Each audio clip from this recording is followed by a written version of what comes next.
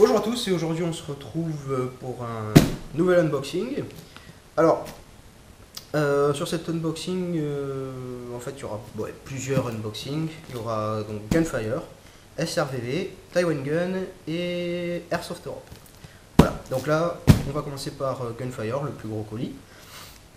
Ça m'a coûté, enfin c'est une commande de groupe avec l'association, donc ça nous a coûté 439 € en tout, 550 s'il n'y avait pas les réductions d'association sur Gunfire. Donc ben voilà, on va commencer à ouvrir tout ça. Voilà, évidemment je ne vais pas ouvrir ce qui n'est pas à moi.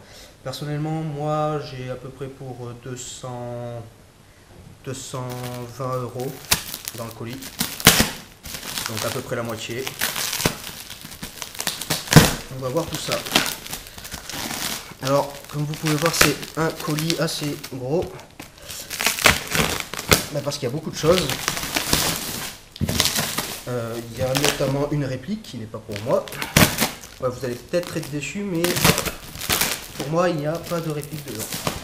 Voilà.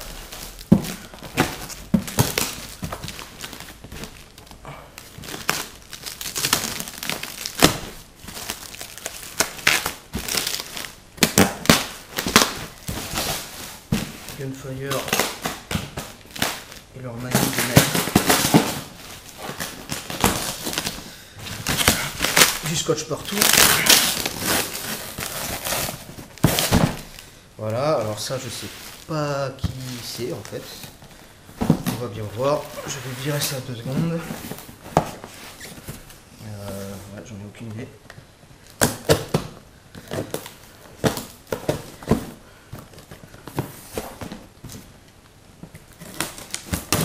Gunfire, ils protègent vraiment bien leur colis, hein. C'est aucun risque. Hein.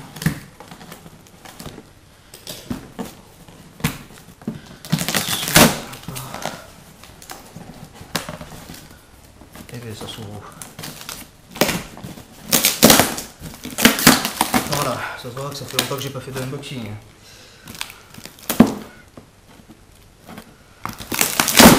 Voilà, ça va être comme ça. Alors, on y est. Donc, 4 ressorts pour baisser les puissances des répliques. Alors, voilà, là on peut voir donc GFG 22 ici et LCT ici. Voilà, parce que ça, c'est ces 2 ressorts qui ont cessé, étaient censés être dans les répliques pour les downgrade directement. Alors ça, je pense que du coup ce n'est pas des ressorts M100, ce sont les ressorts répliqués de la Gearbox. Ça, c'est mon sac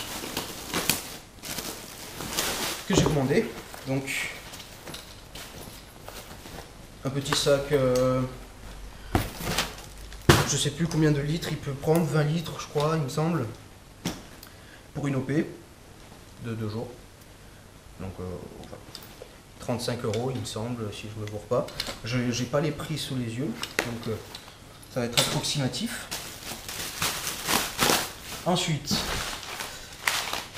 un paquet de billes, je sais pas pourquoi il y en a un, d'ailleurs. On n'en a pas commandé. Ça peut être un petit cadeau. Je sais pas, enfin, en tout cas moi j'en ai pas commandé. Ensuite, on passe au suivant. Et je pense, pour le coup, le plus intéressant, enfin en tout cas pour moi.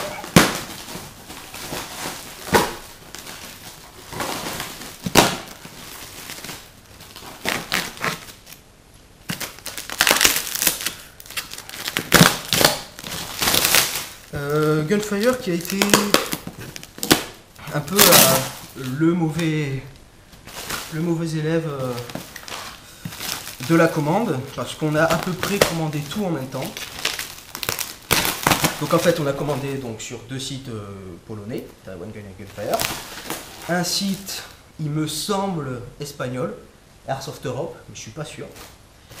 Et un site russe, donc SRVV, qui vient de Moscou. Et c'est Gunfire qui a mis le plus longtemps à nous livrer, pratiquement 2 semaines. C'est dommage parce que avant il mettait 4 jours ouvrés à nous livrer. Et maintenant, victime de son succès et des nombreuses promotions qu'ils font, le délai de livraison est augmenté malheureusement. Ça c'est pas à moi, on va le mettre de côté.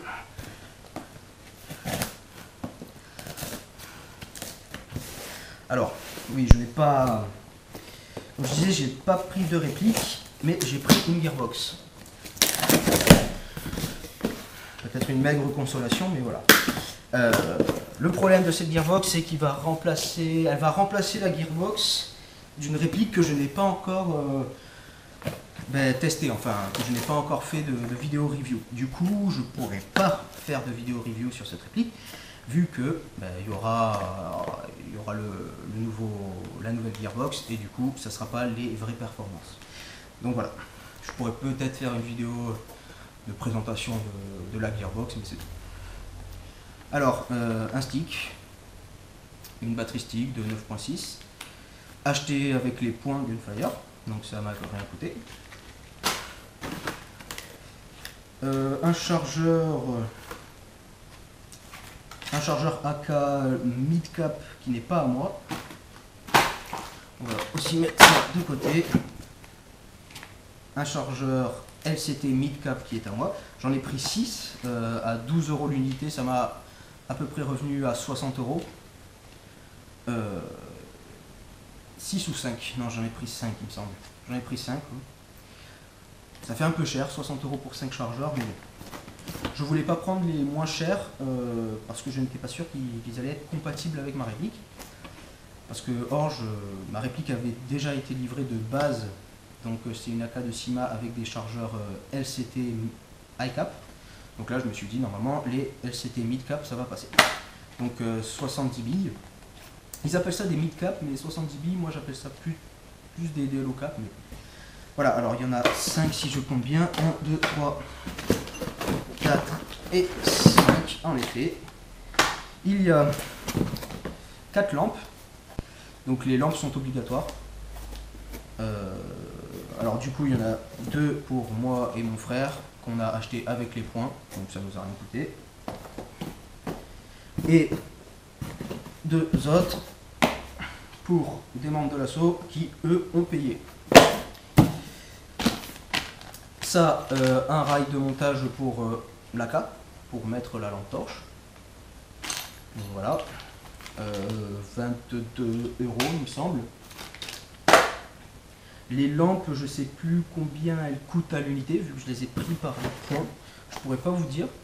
De toute façon, je vous mettrai, je pense, la liste des produits et les prix dans la description. Tout ce que je sais, c'est combien ça m'a coûté en tout. C'est pas très... Ça m'a coûté 460 € pour l'instant d'équipement pour l'OP. Mais en même temps, il faut savoir qu'en fait, on change de dress code, on passe en surpatte. Vous allez voir ça plus tard. Et voilà, ce qui m'intéresse le plus, la gearbox de LCT. Alors pourquoi j'ai changé de gearbox? Parce que le moteur de la gearbox d'origine de l'AK est mort. Et je voulais pas la remplacer parce que les performances de tir étaient vraiment pas géniales. Le cycle entre le temps où on appuie sur la queue de détente et le temps où la bille part, il y avait un cycle assez gros, avec un bruit bien dégueulasse de cycle. Et je me suis dit, je vais pas changer le moteur pour juste le réparer. Je me suis dit, tant qu'à faire, il faut que je change des parties internes. Et voilà la beauté. Et voilà, je me suis dit, bon, je vais pas me faire chier, je vais commander directement une gearbox LCT. Voilà. Alors, les caractéristiques, je sais qu'il y a des bearings, on peut les voir, on peut voir les billes de roulement. Après, elle m'a coûté 120 €. Alors j'espère qu'il y aura de bonnes performances. J'aime bien le petit marquage LCT sur la gearbox, c'est sympa. Ici les parties qui vont venir ici. Et Et voilà, ben, on va voir. Je vais la tester, mais pas tout de suite évidemment. Bon, on va voir les performances de tir. Ah, ça c'est bien ça. D'accord. Il y a moyen de. D'accord. Ok. Voilà, alors est-ce que j'ai tout déballé pour Gunfire? Oui. Tout est là à ma gauche. Sauf pour ça, c'est pas à moi. Et voilà, alors il reste ça, mais c'est une réplique qui n'est pas à moi pour le coup, donc je vais pas la déballer.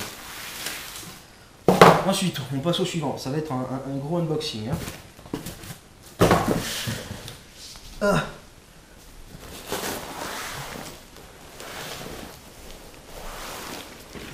Ah voilà, et voilà. Alors, ça c'est tout le reste. Vu que j'ai reçu ça avant Gunfire, comme je vous l'avais dit il y a quelques instants, j'ai déballé. Évidemment, je n'allais pas laisser plusieurs jours dans l'emballage, mais je vais quand même vous le présenter. Alors, ça c'est Taiwan Gun, j'en ai eu pour 35 €.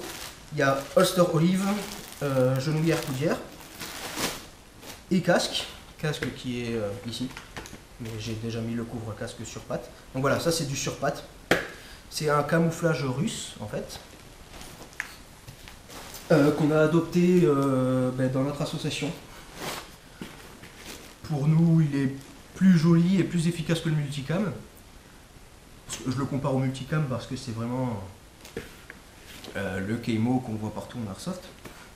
Mais voilà, pour moi, il est plus joli et plus efficace que le multicam. Alors on a pris ça, et puis bon, c'est russe, c'est un peu plus original que américain. Donc voilà, on a pris ça. Donc c'est un casque MiG 2000, si on se pose des questions. Un holster classique, un holster assez petit pour le Glock. Combien, je ne sais pas. Je ne sais plus combien il m'a coûté, malheureusement.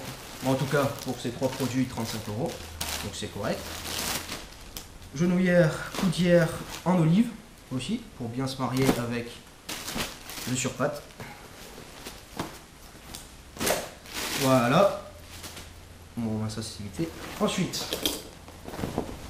le pantalon surpatte. Pantalon, du coup, commandé sur Airsoft Europe. Excusez-moi. Là aussi, un peu mauvais élève.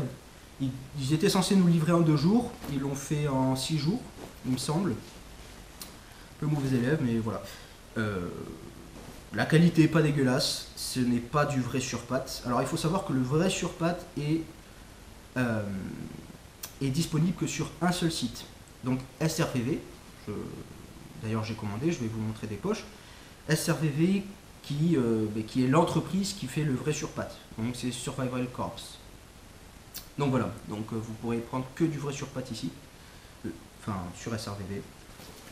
Donc ça c'est une copie Airsoft Europe, aussi disponible sur Tactical World il me semble, mais on n'a pas préféré commander là, bon, tout simplement on n'était pas sûr qu'ils fassent la livraison jusqu'en France.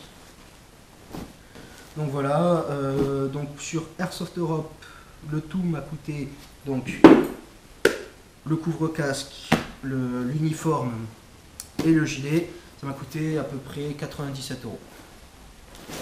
Donc le couvre-casque, je vous l'ai déjà présenté, la veste avec beaucoup de velcro, enfin beaucoup de velcro classique, hein. Donc on peut un peu attacher n'importe quoi, beaucoup de patchs en tout cas. Donc je vais pas m'attarder. Et le gilet, qui vient aussi avec ici une plaque et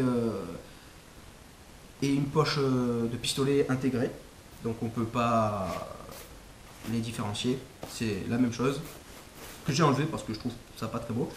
Ça vient avec 3 poches Stanag, une poche de médic et c'est tout. Alors pour le surpatte, il y avait aussi des gilets Siras. Je ne voulais pas prendre Siras parce que ça faisait un petit peu trop américanisé. Donc du Keimo russe avec du gilet Siras à fond, ça, voilà, ça m'a pas énormément plu. Alors j'ai pris ce gilet qui ressemble très fortement à un gilet utilisé dans l'armée russe.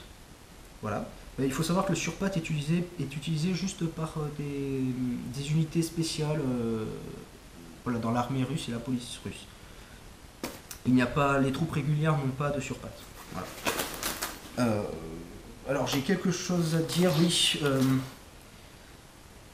Des mauvaises coutures par-ci par-là, je ne sais pas d'où ils sortent. Ben là on peut voir un exemple, je ne sais pas si vous allez pouvoir voir. Ici une couture qui rejoint une molle à une autre, mais elle sert à rien. Et elle n'est pas dans le... Enfin, cette couture n'y est pas dans les autres gilets. Il y a aussi voilà, des fils qui partent en couille. Il m'a coûté 35 €. Alors évidemment, c'est pas de la qualité extraordinaire, mais bon.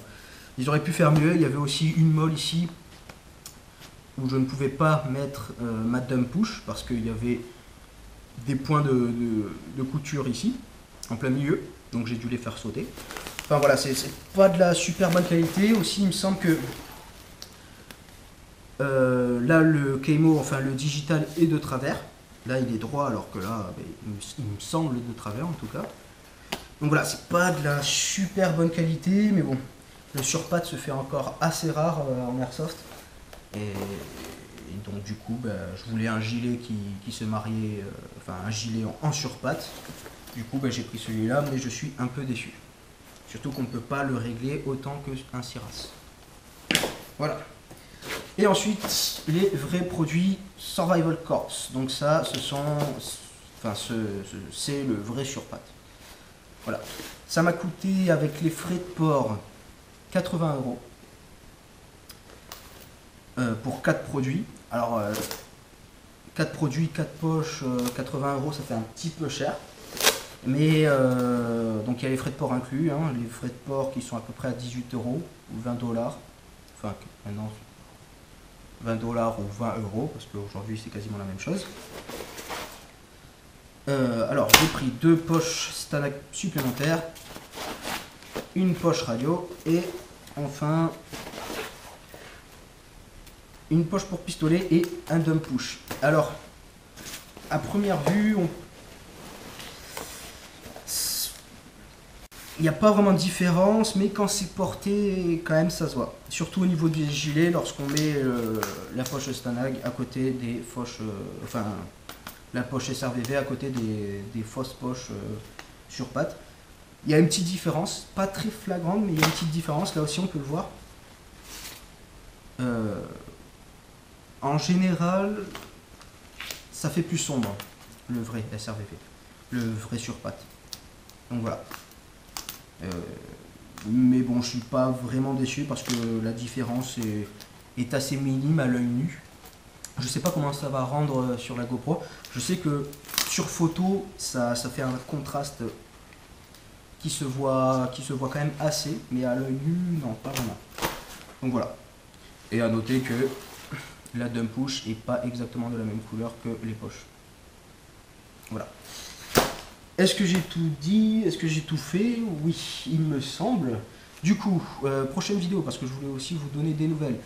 Prochaine vidéo, présentation de l'équipement sur pattes, parce que ça me tient à cœur. C'est un camouflage qui est très peu utilisé, très peu connu, en tout cas en Europe. Et voilà, je voulais vous le montrer. Donc prochaine vidéo, ou alors une des prochaines vidéos, présentation de l'équipement sur pattes. Autre vidéo, une review d'une réplique, normalement, peut-être le sniper, dont j'avais fait l'unboxing. Ensuite, si tout se passe bien et qu'on participe à l'OP qui est fin juillet, une vidéo de partie de l'OP. Alors, je sais pas comment ça va se passer, c'est une OP sur 2 jours, sur un terrain de 35 hectares. Donc ça va pas être de l'action à foison, donc voilà. Je sais pas comment ça va se présenter, donc si ça se présente bien, je ferai la vidéo, je la montrerai, je l'uploaderai. Et voilà, il me semble qu'il y avait une dernière vidéo, mais dont j'ai oublié l'utilité. Pas très importante pour le coup. Du coup, je vous dis à bientôt pour soit la review, soit la présentation de l'uniforme. Et portez-vous bien et bonne journée. Ciao!